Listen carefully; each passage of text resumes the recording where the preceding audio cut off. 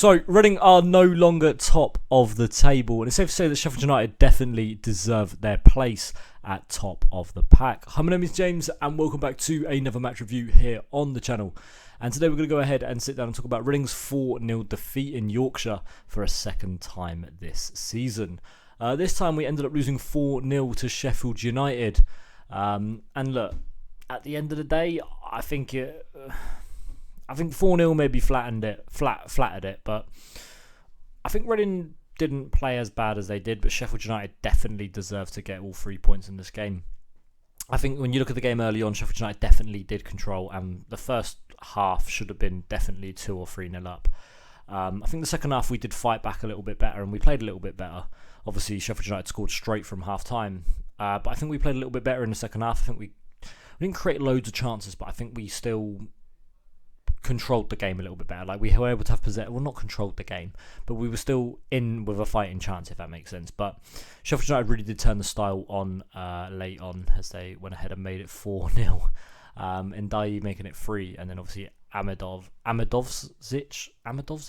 was able to make it 4, scoring a double. But we'll go ahead and talk about the game. I just want to talk about individual performances. Lucas Schwal was not impressed with him at all today. Sulked every time that he didn't get anything to go his way. Every time he lost the ball, he just wouldn't run after it. Reactions and stuff just weren't great from him. I'm not in the sell camp. I don't think we should be selling Lucas Schwal. I think he's absolutely quality, and he's a player that Reading would love to hang on to. But I don't think he played well. And so far this season, it's kind of been the story of Lucas Schwal's season. Obviously, he scored that first goal against Blackburn, but since then, I feel like he's been quite poor. I don't think Lucas Schwal has played too great. I didn't think it was the greatest game Mamadou Loum has played in a Reading shirt. I think this was kind of the first game where I thought maybe he wasn't too great. He gave the ball away a bit sloppily. Passing-wise, he wasn't too great. In the midfield, maybe he did make a tackle here and there, but I think in terms of his passing ability, it wasn't too great. And he did make a few little sloppy passes. Look, I just think Sheffield United were just the miles better team, if we're being completely honest. Sheffield United were just in a different class. And I think Sheffield United are going to be a team that are going to be up there come the end of the season. I really do. I think in my predictions in the Reading roundup for the season, I spoke about Sheffield United being one of the surprise packages for the team, for the season, and I actually tipped them for promotion.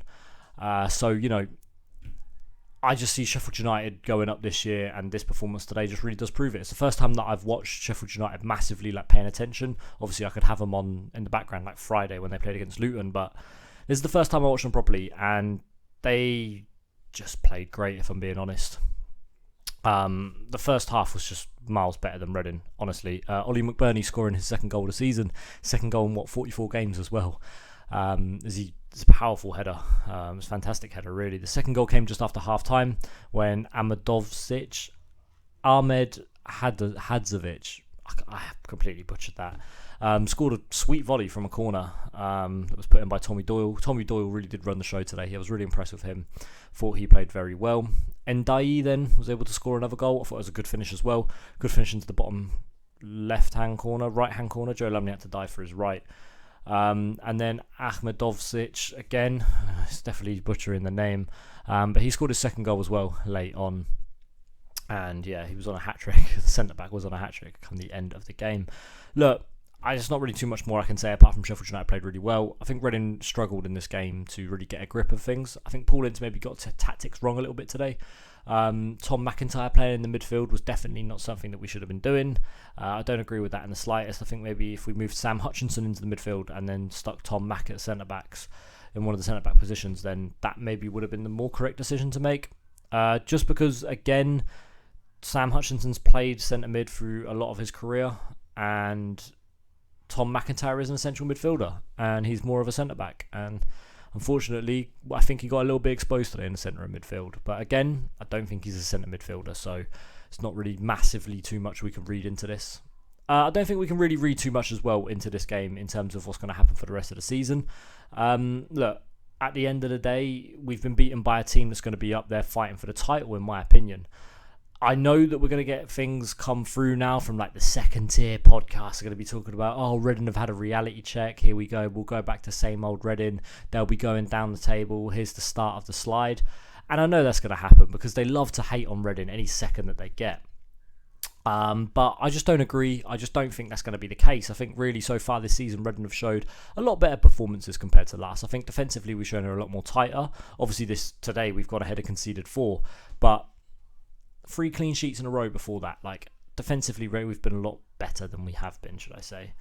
I don't think it's going to be the start of the slide. I really don't. I don't think we're going to be pushing for promotion, don't get me wrong, but I don't think it's going to be the start of the slide down the table just yet. I think we'll be a mid-table side come the end of the year, especially with the team that we've got around us now. You look at the squad, I think our squad's pretty decent, especially now with the additions of potentially Massimo Luongo and Baba Rahman coming into the team as well.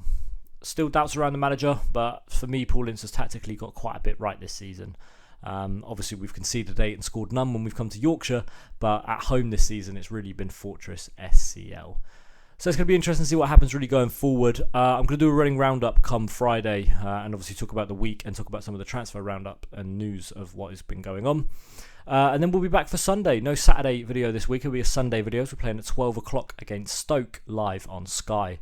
So it'll be interesting to see how that one goes. So tell me in the comment section below what you thought of the game. Be interesting to find out your thoughts. My name's been James. I'll see you guys in the next video. See you then.